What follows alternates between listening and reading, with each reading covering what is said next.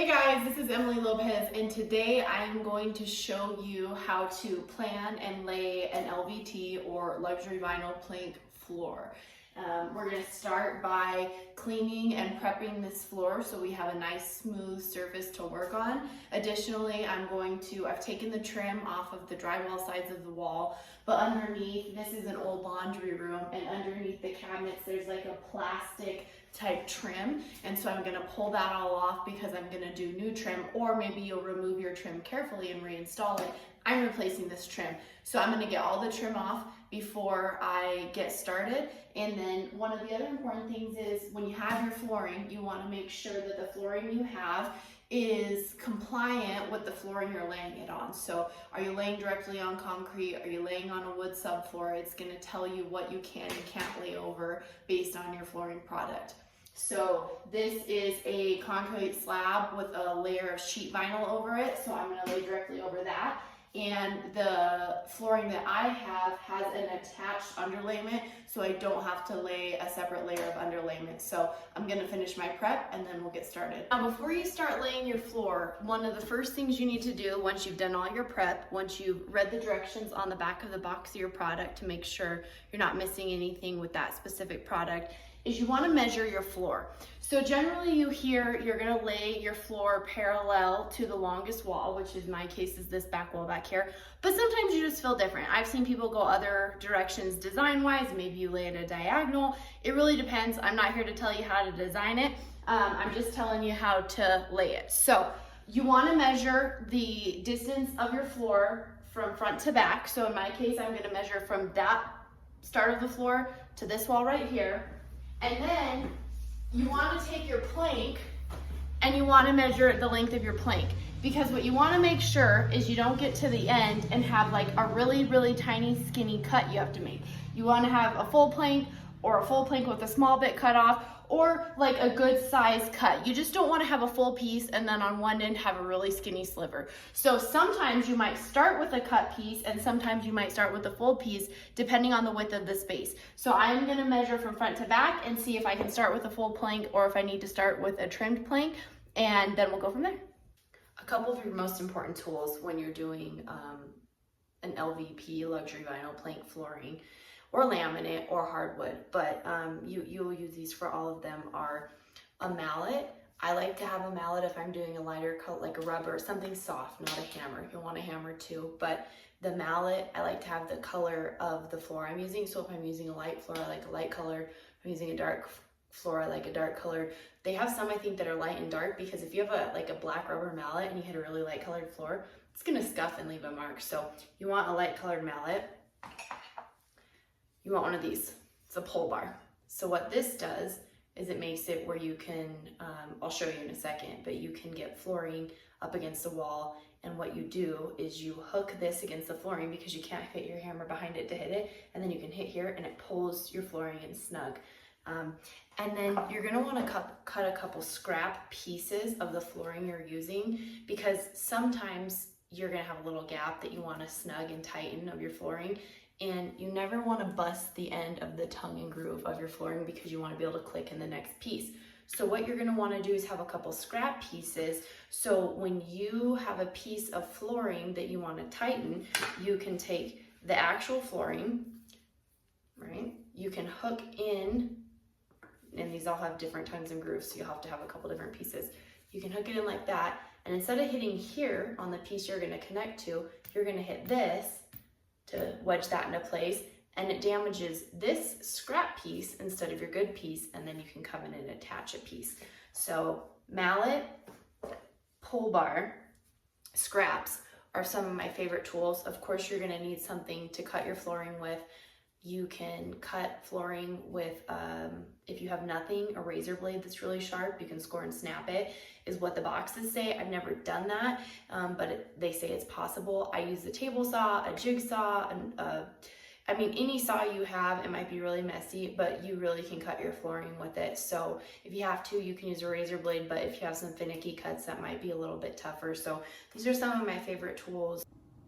The other thing you're going to want to do is open multiple boxes. Sometimes when things come from a factory and they're man-made, you have more of a color pattern on one than the other, and you don't want it to look like this is a blotch of one color, this is a blotch of one color, this is a blotch of one color. So open a couple boxes and mix and match where you're pulling from so you have that blend of the variety of your product.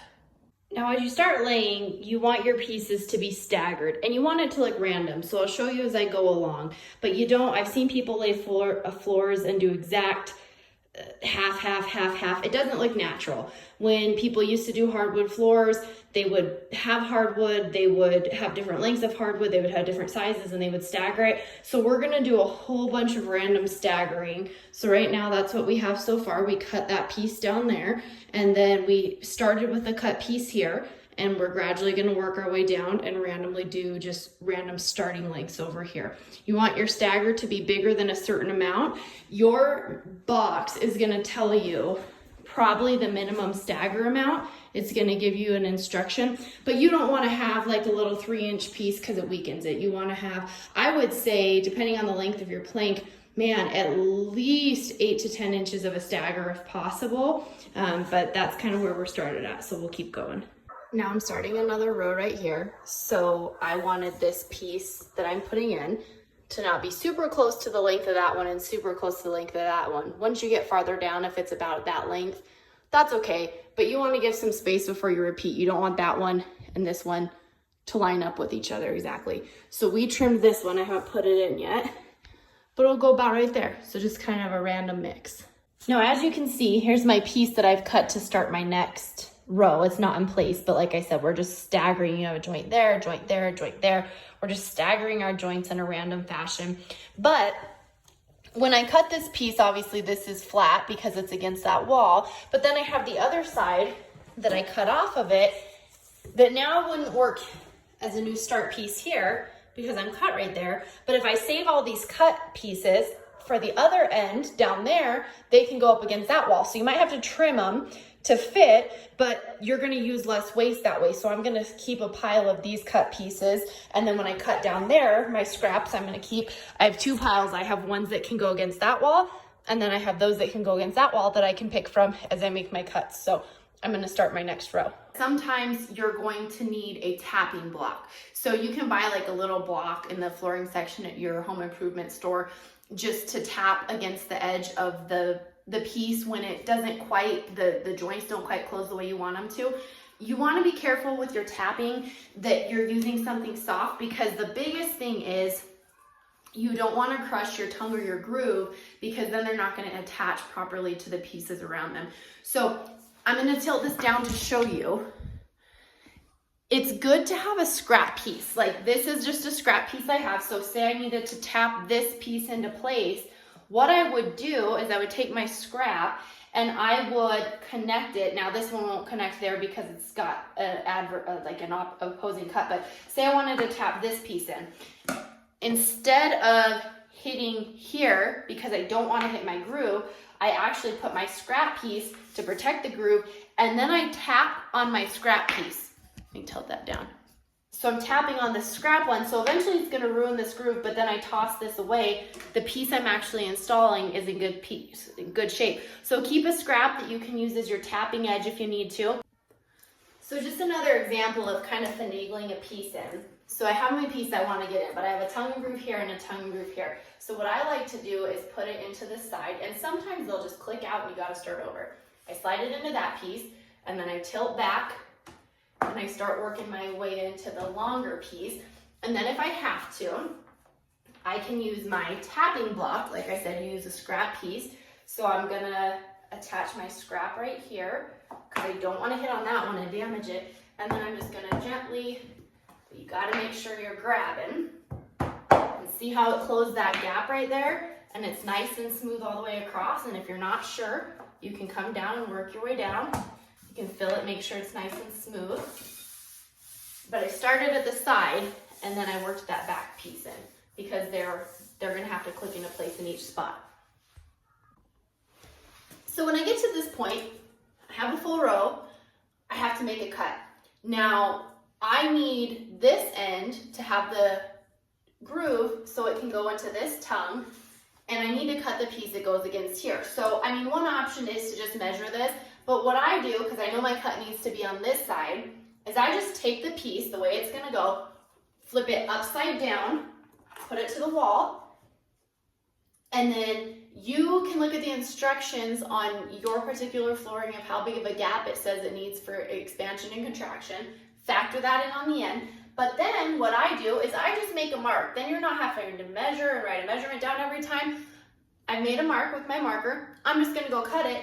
Once I cut it though, I'll have the cut up, because I remember I flipped it upside down.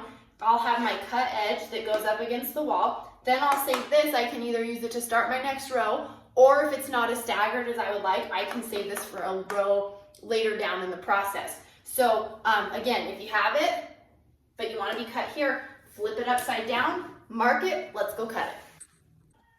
All right, so I have my cut piece right here with my cut up against the wall, because again, I have to be able to lock it in here. And so what I just kind of do is I slide it in as close as I can there. And then as I do it, this is gonna tilt up a little bit. And sometimes you can hit it in, oh, hit my tripod. Sometimes you can hit it in with your hand, but sometimes you have to get your pounding block. Remember, you never want to hit on your tongue or your groove, because you may damage it and then not be able to attach to that piece moving forward. So I'm going to attach a piece in there, and I'm going to hit on my actual piece. You got to make sure that it's lined up, because otherwise you're just going to damage it trying to force it in there. Get in there nice, and then I'm going to hit it in. Looks like it's in there pretty good. And then sometimes, like what I just did, it's sticking up a little bit. I look down the line and I see that I knocked this section out. So I'm gonna tilt that down, and I'm just gonna come over here, pop it back in. But sometimes when you hit a piece in, it knocks the other piece out. You just wanna make sure as you go along that you have a nice, smooth attached line before you go to your next row. So now this row is in, and we're gonna go down to the other side and pick another random stagger and start our next row. Excuse my face, I have debris from, I'm cutting this flooring on a table saw, so I mean, probably not the recommended saw to cut with, but it's going everywhere.